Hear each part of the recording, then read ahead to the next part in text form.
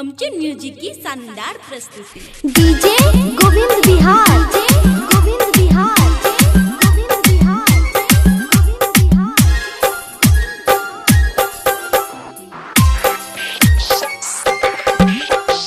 DJ Govind Bihar, Govind Bihar, Govind Bihar, Govind Bihar.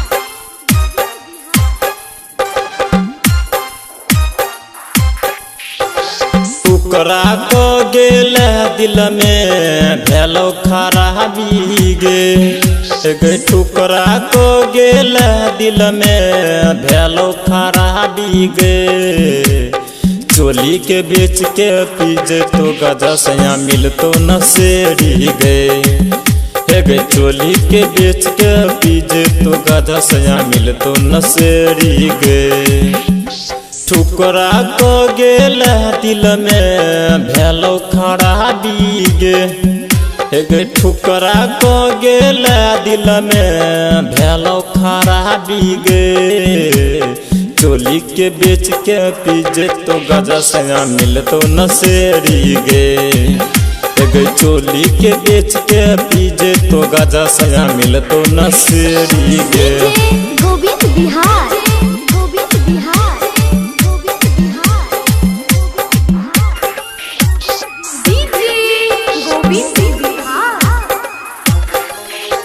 सासुर ससुर से न पटतो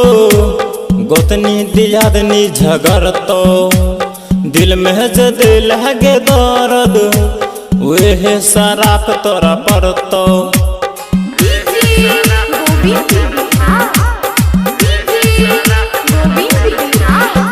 सासुर ससुर से न पटतो गोतनी दियादनी झगड़तो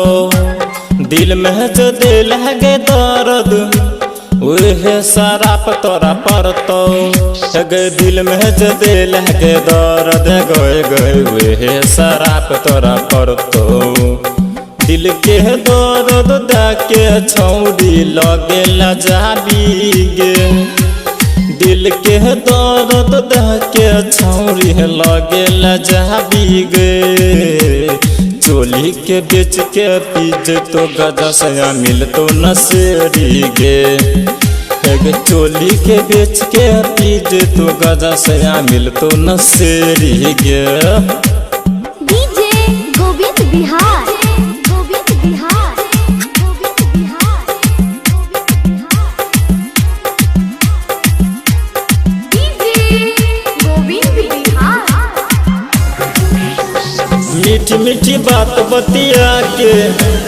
गोरी तू हमरा फसैला जेबी में पैसा लूट के केना तू हमरा भूलैला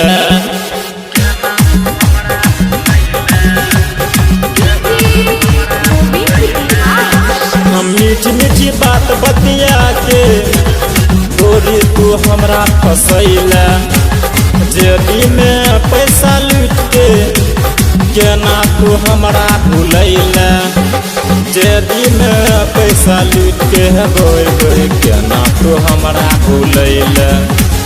संगीत बिहारी छैला के तू बातों ने मन लगे राइटर संजय सबरिया के छौड़ी बातों ने मन लगे चोली के बेच के पीजे तो गजा सया मिल तो नसेरी गे चोली के बेच के पीजे तो गजा सया मिल तो नसेरी गे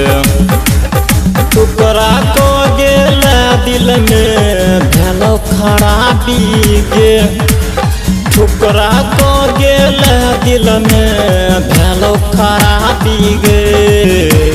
चोली के बेच के पीजे तो गजा सया मिल तो नसेरी गे